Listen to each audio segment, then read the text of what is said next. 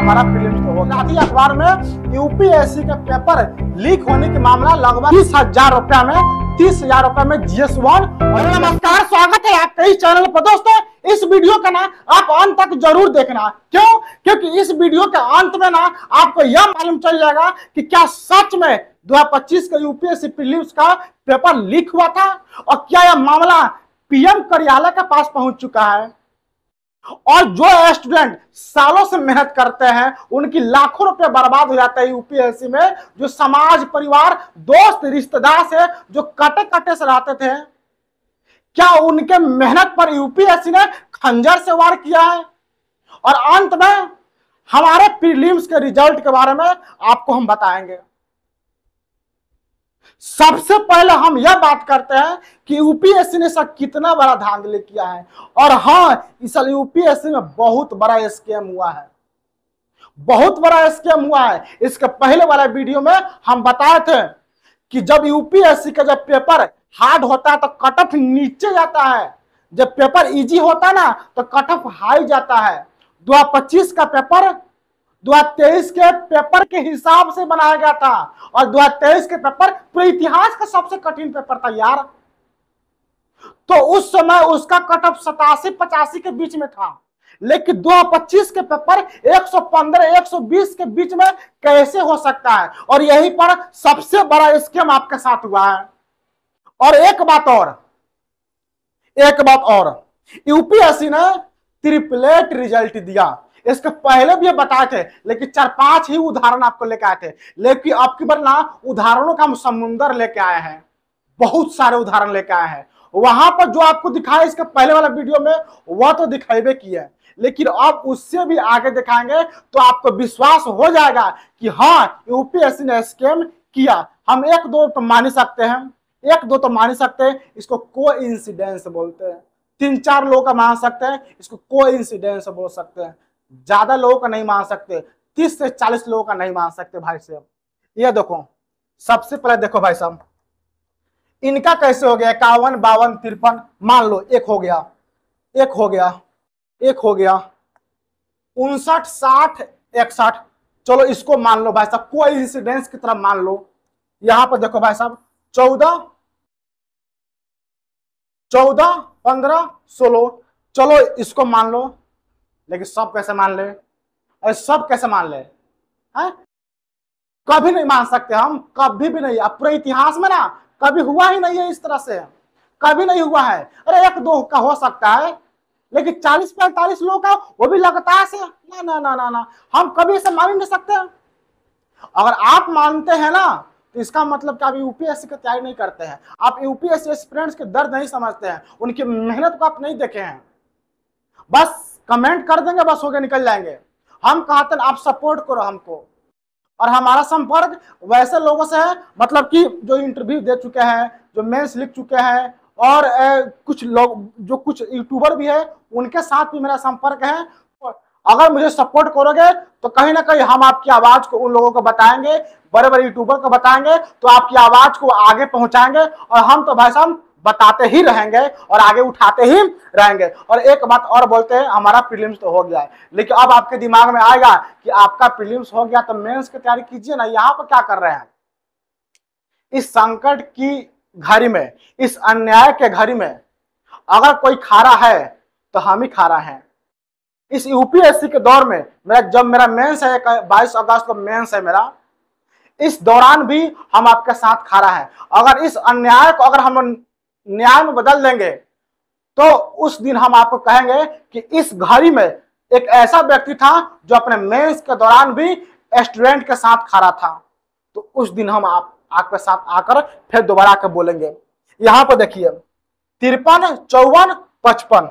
इतना ही नहीं, आगे बस आप देखते चलो। ये देखो 50, ये देखो 51, 52, यहाँ पर 54 भी है, बस 1-2 हटाकर 58, 59, 60। कैसे आप देखते चलो। ये देखो देखते चलो भाई साहब, बस 18, 19, 20। कैसे हम तो यही यूपीएससी पर सवाल उठता है बार बार कि आखिर आपने किया तो किया कैसे? इसका पीछे का सबसे बड़ा कारण है कि एग्जाम में या तो बहुत बड़ा धांधली हुआ होगा या एग्जाम को अच्छे से कंडक्ट नहीं कराया गया होगा, और यही पर सबसे बड़ा स्कैम फ्रॉड आपके साथ हुआ है, और इसीलिए कट ऑफ इतना हाई चला गया है, इसीलिए कट ऑफ इतना हाई चला गया है।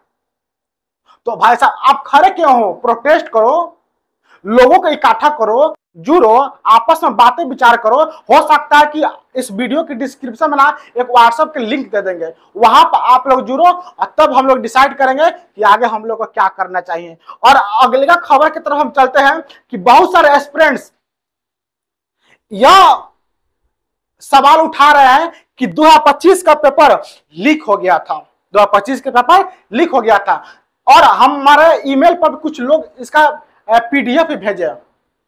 यार आप पीडीएफ इसका, यार आप पीडीएफ कि 2025 के पेपर लीक हुआ था। जब इसको रिसर्च किए, खोज किए, क्योंकि हमने चैट जीपीटी और एआई में मास्टरिंग किए हुए हैं, तो हमने रिसर्च किया, उस सब के माध्यम से खोजबीन किए, तो हमको मालूम चला कि हाँ यूपीएससी के पेपर लीक होने की घटना पेपर में छापा गया है। लेकिन हिंदुस्तान में जितने भी अखबार आते हैं ना, उस अखबार में यूपीएससी पेपर लीक होने के मामला को नहीं छापा गया था। तब मामला आया कि यह गुजराती अखबार में ना, यह गुजराती अखबार में यूपीएससी के पेपर लीक होने के मामला लगभग ही 3,500 रुपया में, सॉरी 30,000 रुपया में, 30,000 रुपया में GS1 और GS2, क्योंकि पेपर कब था? 25 मई को यूपीएससी प्रीलिम्स का एग्जाम था, और 24 मई को इसका पेपर पीडीएफ के रूप में GS1 और सी सेट का पेपर बेचने की बात किया गया।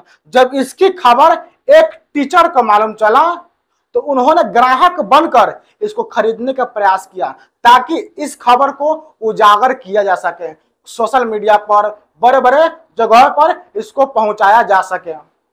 जब यह मामला सनसनी के रूप में फैला और बहुत तेजी से वायरल हो गया, और यह मामला ना पुलिस के पास पहुंच गया, पीएम कार्यालय तक पहुंच गया, मामला पीएम कार्यालय के पास पहुंच गया। तब सवाल यूपीएससी को उठा कि आखिर हुआ तो हुआ कैसे। तब जब जांच किया गया तो यह मामला पूरी तरह आपको गड़बड़ निकला। तो फिर ये मामला है कहां का? तो यह मामला भाई साहब उत्तर प्रदेश में 27 फरवरी को एक एग्जाम हो रहा था, बाराबंकी जगह पर, बाराबंकी इलाके में सिटी कॉलेज में एक एग्जाम हो रहा था। 27 फरवरी को लॉ का एग्जाम हो रहा था, यानी LLB का एग्जाम हो रहा था 27 फरवरी को, और तभी वह पेपर ना लीक हो गया। देखो यहाँ पर यह पेपर क्या हो गया? लीक हो गया। और इस पेपर के लीक को यूपीएससी के पेपर से जोड़ करना, इसको सोशल मीडिया पर, यूट्यूब, फेसबुक, ट्विटर, अलग अलग जगहों पर इसको वायरल कर दिया गया। क्यों? ताकि यूपीएससी को बदनाम किया जा सके।